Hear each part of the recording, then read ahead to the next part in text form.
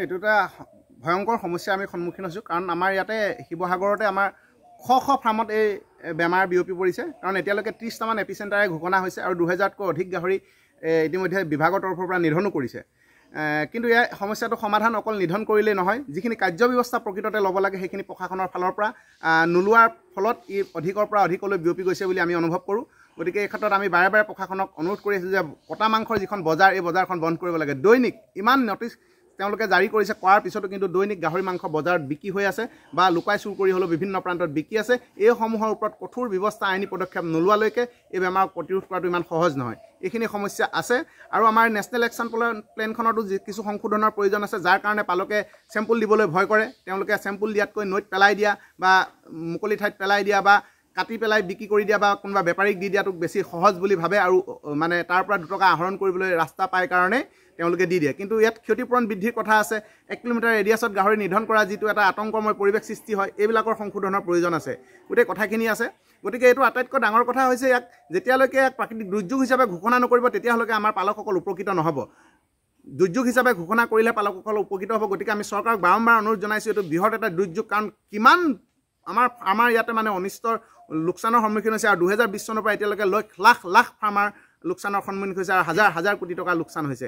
গতিকে এইটো এটা ডিজাষ্টাৰ হিচাপে ঘোষণা কৰি তেখেতসকলে তাৰ ভিতৰত কাৰ্যব্যৱস্থা ল'ব লাগে আৰু সম্পূৰ্ণ বিজ্ঞানসন্মত গোটেই বজাৰ ব্যৱস্থাবোৰ যেতিয়ালৈকে বিজ্ঞানসন্মত নহয়, গোটেই কথাখিনি যেতিয়ালৈকে গোটেই গাহৰি পালন ব্যৱস্থাটো যেতিয়ালৈকে বিজ্ঞানসন্মত নহ'ব তেতিয়ালৈকে এনেধৰণৰ ঘটনা ঘটি থাকিব। গতিকে গোটেই ব্যৱস্থাখিনি বিজ্ঞানসন্মত ব্যৱস্থাৰ অধীনত আনিবলৈ বাৰম্বাৰ চৰকাৰক অনুৰোধ জনাই আছোঁ।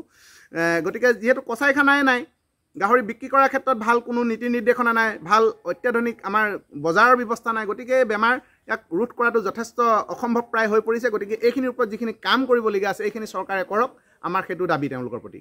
নাই, স্থানীয় বিধায়কসকলৰ তেনেকুৱা কোনো আমি মাত মতা আমি পৰিলক্ষিত হোৱা নাই। কাৰণ বিধানসভাত ইমান হেৰি হৈ আছে, ইমান দিনা আলাপ আলোচনাবোৰ চলি আছে, কিন্তু এই গাহৰিৰ ক্ষেত্ৰত আমাৰ গাহৰি পালকসকলৰ কাৰণে কোনো বিধায়কে ভালদৰে আমি মাত মতা আজিলৈকে পৰিলক্ষিত হোৱা নাই। আমাৰ স্থানীয় বিধায়ক আমি সুশান্ত বৰগোহাঁই ডাঙৰীয়াকো বহুবাৰ লগ কৰিছোঁ, আমাৰ অখিল গগৈ ডাঙৰীয়াকো লগ কৰিছোঁ, দেৱব্ৰত শইকীয়া ডাঙৰীয়াকো আমি লগ কৰিছোঁ। যি ধৰণে সুচাৰে তেখেতসকলকে আমাৰ এই সমস্যাটো সমাধানৰ কাৰণে মাত মাতিব লাগে, কিন্তু তেখেতসকলে আমি মাত মতা দেখা নাই। বিশেষকৈ আমি অখিল গগৈ ডাঙৰীয়াক বহুবাৰ স্মাৰক পত্ৰও দিছোঁ, তেখেতক লগো কৰিছোঁ, কিন্তু তেখেতে আমাৰ যিহে জ্বলন্ত সমস্যা, যি সময়ত যোৱা বছৰৰ প্ৰায় আগৰ এটা কথা কৈ আছোঁ, সেই সময়ত তেখেতে কিন্তু কয়লাক লৈ যিমান মাত মাতিলে কিন্তু আমাৰ গাহৰি পালকসকললৈ মাত নামাতিলে। আমি আশা কৰিম এইবাৰ অখিল গগৈ ডাঙৰীয়াই হওক, আমাৰ সুশান্ত বৰগোহাঁই ডাঙৰীয়াই হওক বা দেৱব্ৰত শইকীয়া ডাঙৰীয়াই হওক, আমাৰ এই গাহৰি পালকসকলৰ সমস্যাখিনি সমাধানৰ বাবে তেখেতসকলে এটা সুস্থ আলোচনা কৰি আমাৰ এই সমস্যাবোৰ সমাধান কৰিবৰ কাৰণে যাতে তেখেতসকলে প্ৰয়াস কৰে আৰু চৰকাৰক যাতে হেঁচা দিয়ে, এইখিনি কথা আছে। আৰু আপুনি যি ক্ষতিপূৰণৰ কথা কৈছে, ক্ষতিপূৰণটো তেনেই নগণ্য, একদম নগণ্য, যাৰ কাৰণে বজাৰলৈ গাহৰিসমূহ ওলাই গৈ আছে।